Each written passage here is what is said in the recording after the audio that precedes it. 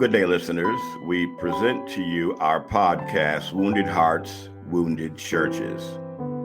We discuss a variety of topics that are important to the church. Examples include sexual abuse, all types of addictions, religious abuse, and recovery. This platform provides counseling sessions, meaningful question and answer, and a counseling continuum. Our co-hosts include, this is Tennille, our technical director. We have an impressive array of program contributors. And I'm your host. My name is Prince, founder of Antioch Youth Center, 501(c) program, licensed counselor, now retired. So join in this exciting podcast, Wounded Hearts, Wounded Churches, and be a part of the healing process. But tonight, I have a lot to unpack, friends. Introducing here our guest, Pastor Mullins, from, I think, Stewartville, Alabama, husband, father, grandfather, Church of God pastor for years and years. He's been preaching for over 40 years, I would imagine, pretty near that time. He's on YouTube, Facebook. In fact, I saw him preaching recently. His message was Healing the Land, a good message I heard him preaching. And he has a heart for forgiveness and the unity of God's people. Brother Mullins, glad you're here tonight. Want to give you a hand. Glad to have you be a part tonight. Well, we have a lot to unpack, and time's working against us as usual. Brother Mullins, about 7 years ago, a friend of mine came to me. He was heartbroken, disturbed, and mentioned this idea about beards. And some people, Church of God, that was an issue of fellowship. Tell us more about that, what you've experienced in the fire of beards. Okay, that particular issue, I was pretty well acquainted with. I came in kind of at the tail end of it, so to speak, and so the group that I was trying to work with was actually going through at that particular time a division, and beards was one of the things. And but what they did is a little bit more intense than that. Sure. Beards definitely was an issue, and we can talk about that. But they had what they called a list of 8 things, and so they had these 8 points that had become points of contention and a test of fellowship. So there again, beards was one of them, but there were 7 others that went along with it. And but if we go back in history, I believe it was H.M. Riggle made the statement that creeds were never meant to unite men, but to divide them. Wow. So there was a traditional teaching against beards with many. I don't know about all, but with many. And I actually came up in a group that was very much that way. And actually, that was my position. My position at that time was anti-beard, and I'd even preached against it, just kind of carrying out the tradition. Right. But then, as we come face to face with it, I began to realize, wait a minute, this is not sound. It's not founded, and it's just not a position that I can continue to hold. Sure. So I personally and publicly retracted and backed up and gave explanation to our congregation here, and so we began to realize the inconsistencies that, and some of the inconsistency of this beard thing was, excuse me, that you could have a mustache but you couldn't have a beard. And I even went into a minister's meeting one time, thereafter, God began dealing with me about this. And I walked in and I said, brethren, you know what my preference is. My preference was clean shaven. And I said, but how can I fellowship this brother with a mustache? And then I tell this brother who has facial hair on his cheeks that I can't fellowship him. This is not sound. And so I didn't get as you might understand, I didn't get a real good answer. Right. But that was kind of the beginning of me taking a different position on it. Do you have that list handy? Do you want to read some of us on the list? I do, sure. Okay. Now, I don't know that this is the sequence of it, but so, and in fact, I think Beards was listed as number 8. Okay. But on this particular list, the sequence is showing it as number 1. But I was told it was the least thing. Okay. But regardless of the sequence, here are the points. Beards, no facial hair allowed on men. Women not allowed to trim or cut hair. Number 3, women not allowed to work outside of the home.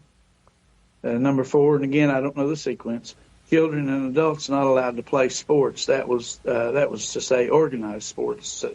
Yeah. Mm-hmm. And number 5 was shorts are not acceptable. Number 6 was ecumenical conduct or spirit is forbidden. And all those things we can, if you want, we can talk about. Number 7 was no movies of any category or genre. Number 8, TV not allowed in home. Now, from a traditional standpoint, that sounded pretty strong to me at that time. But as time went on, I began to realize and understand a lot of that was exaggerated, was much of the problem that I saw with it. It went beyond what it sounded like, and it wasn't altogether what it sounded like. Brother Mullins, I tried to call around and find out about the beard. I made a couple of phone calls, but wasn't able to get a good response. But I know one preacher. Do we have those pages that I sent in, page number 3? We can put that up or not. But Sure. It talks about this preacher, this public, Brother Ritchie. He used Isaiah 7:20 on page 3. And it says, of course, that God will shave the beard. And he used Isaiah 7:20 to support that. And when he preached that, people just started rejoicing in support of having, the beard. Christ's going to cut the beard off of us. Isaiah 7:20. I'm not and sure they also use. Sorry about that. I just want to make sure I don't have it numbered. Is this the correct form? Just want to be sure. That is. This is okay. That's the one. Okay. Isaiah 7:20. And another one they used, Brother Mullins, was page number 2. Leviticus 14:8, page number 2. And here it's talking about shaving the beard, but it's talking about the lepers. The lepers are to shave the beard. And another issue they were talking about, it was wrong because of the hippie movement. Right. The beard was a connotation. Had you heard that before about the hippie movement? Yes, that was mainly the one that we'd heard. Right. But they also wore mini dresses, the girls. So, I mean, it has to be, measured out. Right. And worked through. And you also mentioned mustaches. Now, a mustache defined is hair on the upper lip, beards on the cheek and the sideburns.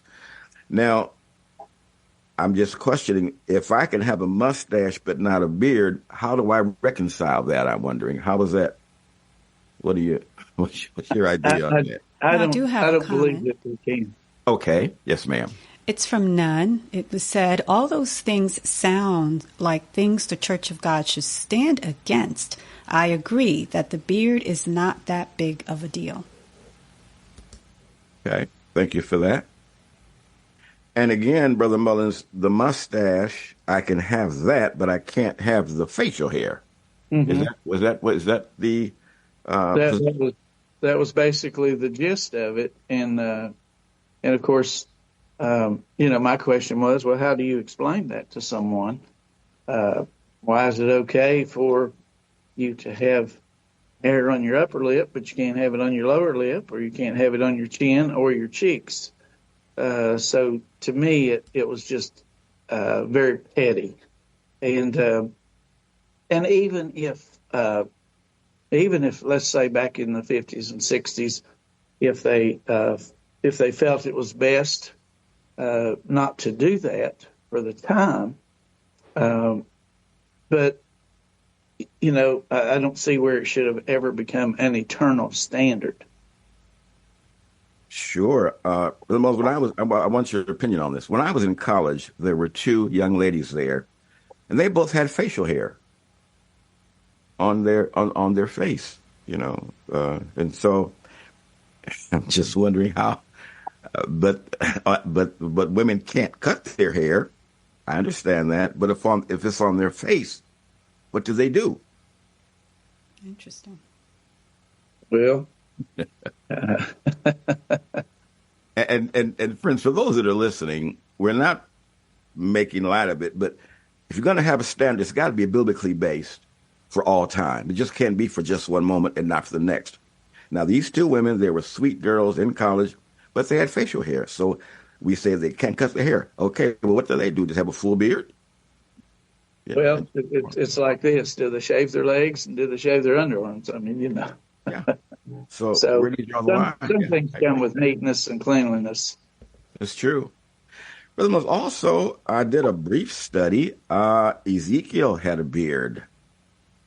D.S. Warner had a beard. Right. Nehemiah had a beard. Aaron had a beard. Right. David's men had a beard. David himself had a beard. Amasa had a beard. In fact, I had a beard when I was first saved for the first 2 years. I had a beard. Never shaved, always had a beard. So how would they?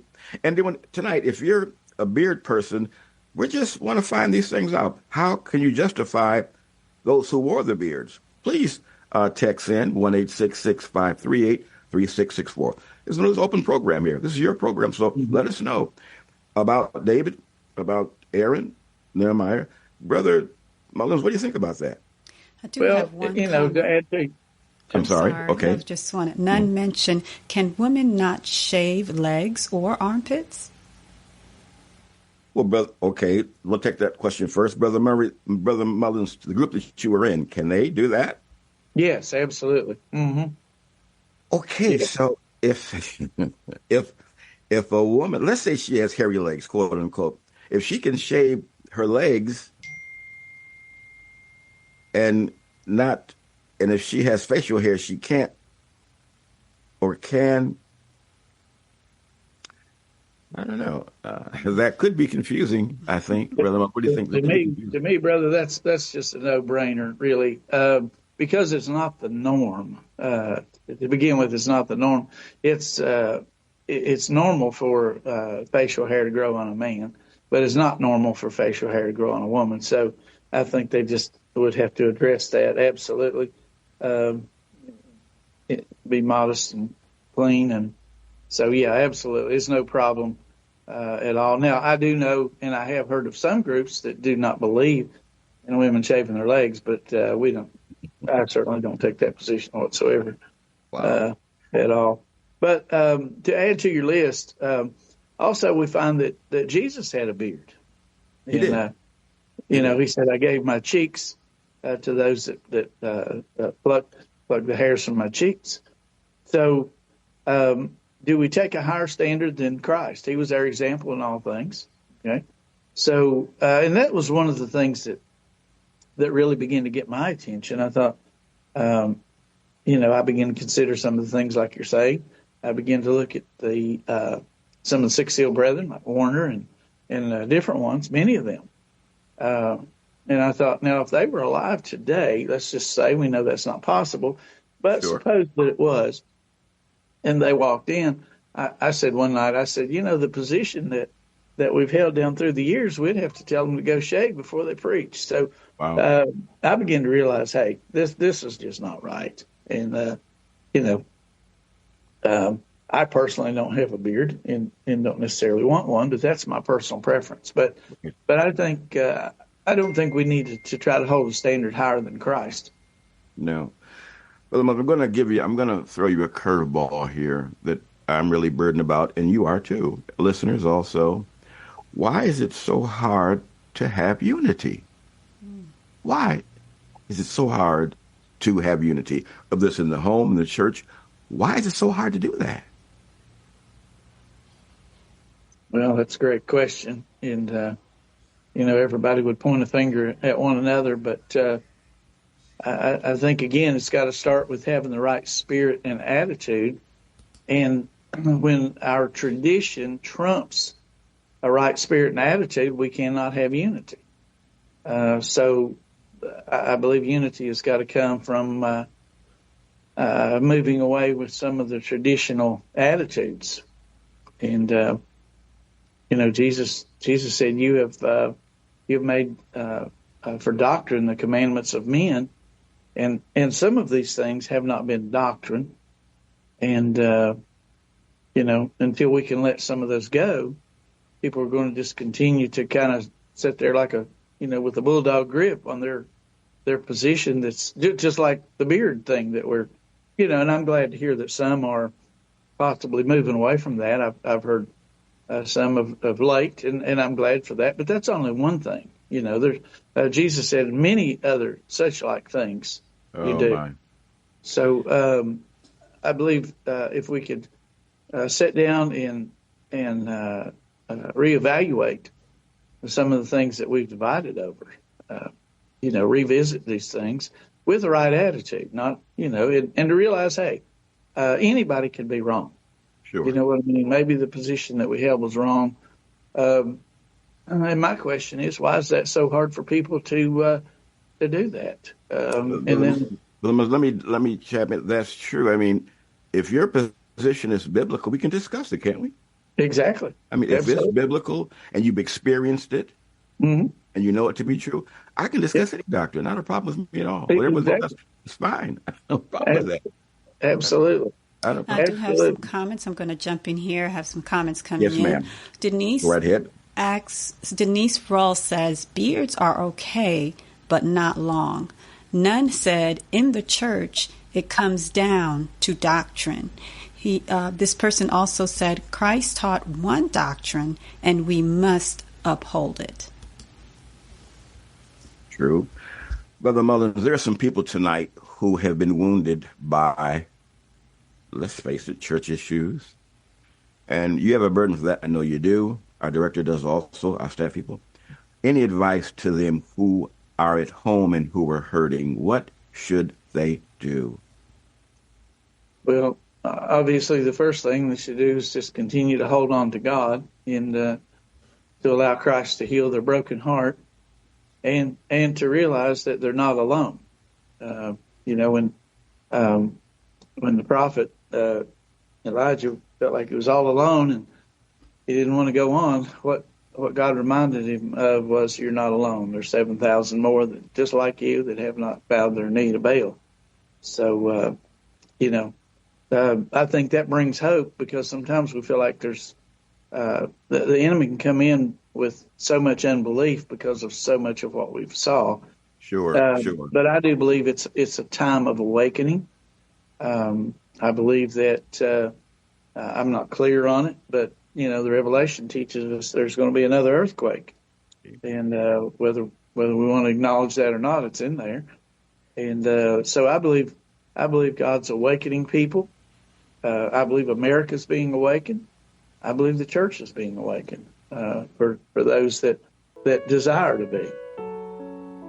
So I see hope. I see courage, and I think good things are on the way. Brighter days are sweetly dawning, as the old song said.